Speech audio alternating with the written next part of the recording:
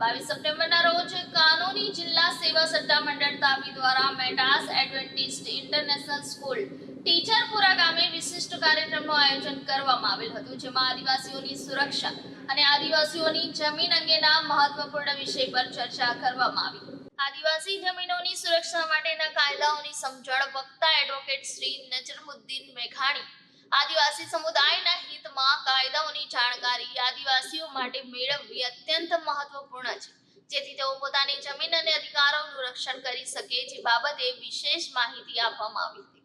બાળકો સામેના યૌન ઉત્પીડન સામે રક્ષા આપતું વિધેયક પોક્સો ની સરળ ભાષામાં સમજણ વક્તા નિલેશ જે પટેલ મુખ્ય LADC એ આપી હતી. તાપી જિલ્લાના નવયુવાન અને બાળકોની સુરક્ષા માટે આ કાયદાનું જ્ઞાન મેળવવું ખૂબ જ જરૂરી હતું, જેથી આપણે બાળકોને સુરક્ષિત રાખી શકીએ અને તેમના હક માટે અવાજ ઉઠાવી શકીએ, જેથી વિશેષ બાબતોથી વક્તા દ્વારા માહિતગાર કરવામાં આવ્યું હતું. મુફત અને સક્ષમ કાનૂની સહાયની યોજના વિશે સરળ ભાષામાં સમજણ આપતા Jimmy Jarir Mehta, full time secretary જિલ્લા કાનૂની સેવા સત્તા મંડળ તાપી આપી હતી. પ્રોગ્રામના સહસંયોજક સ્પર્શ નોલેજ સેન્ટર વ્યારા તરફથી બિપિનભાઈ ચૌધરી દ્વારા મોટા પાયે જનસંપર્ક કરવામાં આવ્યો હતો. કાનૂની સહાયની ઉપલબ્ધતા વિશે જાણવું મહત્વપૂર્ણ છે, જેથી કોઈ પણ વ્યક્તિને તેમના અધિકારો માટે લડવા માટે સહાય મળી શકે. આ કાર્યક્રમમાં તાપી જિલ્લાના તથા અન્ય વિસ્તારના ભાઈઓ તથા બહેનોએ મોટી સંખ્યામાં હાજરી આપી માહિતી મેળવી હતી. આ મહત્વના વિષયો પર મુખ્ય વક્તાઓએ વિસ્તૃત ચર્ચા કરી અને દરેક સમુદાયમાં જાગૃતિ માટે આ કાર્યક્રમ રાખ્યો હતો. જિલ્લા કાનૂની સેવા સત્તા મંડળના સેક્રેટરી શ્રી જીમી મહેતા દ્વારા એક નાટકની રચના કરવામાં આવી હતી, જે નાટકને ડાયલોગના સ્વરૂપમાં શ્રીમતી જાનવી દર્શનના હોય પરિવર્તિત કરી સુવ્યવસ્થિત રીતે કંડારેલ હતું, જેને ગાંધી વિદ્યાપીઠ વેડછી સંચાલિત તથા વીર નર્મદ સાઉથ ગુજરાત સંલગ્નના પ્રિન્સિપાલ અંજનાબેન દ્વારા તેમના વિદ્યાર્થીઓ પાસે પોક્સો કાયદા અંતર્ગત તૈયાર કરાવવામાં આવેલા કાર્યક્રમના મુખ્ય મહેમાન રિટાયર્ડ કલેક્ટર RJ પટેલ તથા કુમારભાઈએ હાજરી આપી હતી. નમસ્તે, જય જોહાર. તાપી જિલ્લાની પ્રજાને મારા નમસ્કાર. આજે 22 સપ્ટેમ્બર 2024 અમે લોકોએ મેટા સ્કૂલ ટીચરપુરા ખાતે એક કાનૂની જાગૃતિ કાર્યક્રમનું આયોજન કર્યું હતું. કાર્યક્રમમાં 3 વિષયો ઉપર મુખ્યત્વે ચર્ચા કરવામાં આવી. આદિવાસીઓની જમીનોને સંરક્ષિત કરતા કાયદા, કે જે શ્રી નજમુદ્દીન મેઘાણી સિનિયર એડવોકેટ સુરતનાઓએ પોતાનો સમય કાઢી ને તેમાં માર્ગદર્શન આપ્યું છે. પોક્સો એટલે કે prevention of children from sexual offences act, કે જેમાં તાપી જિલ્લાના chief legal add defence council Shri Nilesh જે પટેલ અને તેમની ટીમે પોતાનો મૂલ્યવાન સમય આપી માર્ગદર્શન આપ્યું.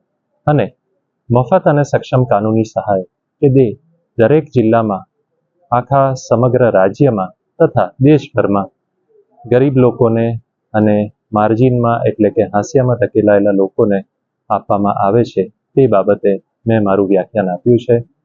આશરે 700 જેટલા લોકોએ ભાગ લઈ અને આ કાર્યક્રમને સફળ બનાવ્યો છે અને અમને ખૂબ આનંદ છે કે અમારો કાર્યક્રમ જે હેતુથી અમે શરૂ કર્યો હતો તે હેતુ અમારી અપેક્ષા કરતાં વધુ સારી રીતે પાર પાડ્યો છે. તાપી જિલ્લાની જનતાને હું આ માટે આભારી છું અને ભવિષ્યમાં થનાર આવા કાર્યક્રમોને અમને આવો જ પ્રતિસાદ અને સહકાર મળતો રહે તેવી અપેક્ષા સાથે અહીં વિરમું છું. જય હિન્દ. નમસ્કાર. તાપી જિલ્લા કાનૂની સેવા સત્તા મંડળ આયોજિત તેમના સેક્રેટરી સચિવ શ્રી ઓનરેબલ જીમી મહેતા સાહેબ પ્રેરિત અને નિલેશભાઈ પટેલ ડિફેન્સ એડવોકેટ પેનલની ટીમે આકાર આપેલ આ એક સમાજ ઉપયોગી ખૂબ જ સુંદર કાર્યક્રમ, તેની પ્રશંસા જેટલી કરીએ એટલી ઓછી છે. સમાજના એક એવો વર્ગ છે કે જેઓ કાયદાથી જાણકાર ન હોવાને કારણે ઘણું બધું સહન કરે છે અને એ લોકોને અન્યાય પણ થાય છે. માત્ર જાણકારી ન હોવાને કારણે એમને ઘણું બધું ગુમાવવાનું થાય છે. એવા સંજોગો અને એવા સમયમાં આ પ્રયાસ ખૂબ જ પ્રશંસનીય અને અભિનંદન છે. અમે આજે આદિવાસીની જમીનના કાયદાના આરક્ષણ માટે, તેમના પ્રોટેક્શન માટે કઈ કઈ જોગવાઈઓ છે તેનું ખૂબ સરળ ભાષામાં સમજાવવાની કોશિશ કરી છે અને તેઓને ઉપયોગી થાય તેવા પ્રયત્ન રહ્યા છે.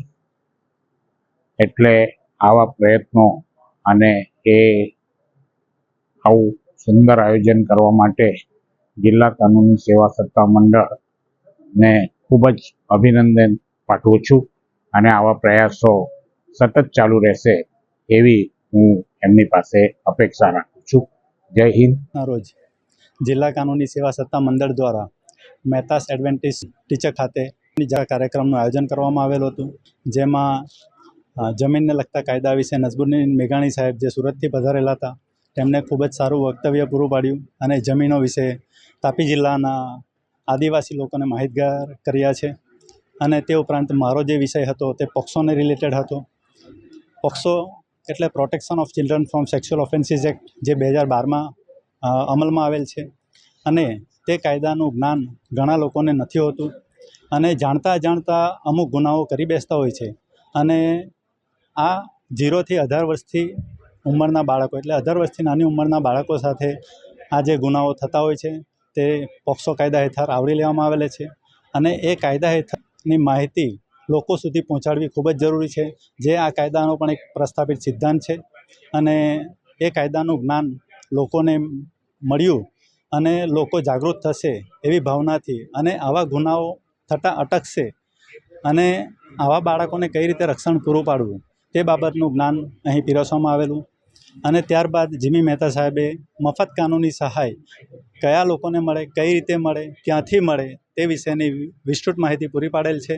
અને આ કાર્યક્રમનું આયોજન થયું અને લોકો સુધી માહિતી પહોંચાડી, તે બદલ આવા કાર્યક્રમો અવારનવાર થતા રહે એવી શુભેચ્છા પાઠવું છું. જય હિન્દ, જય ભારત.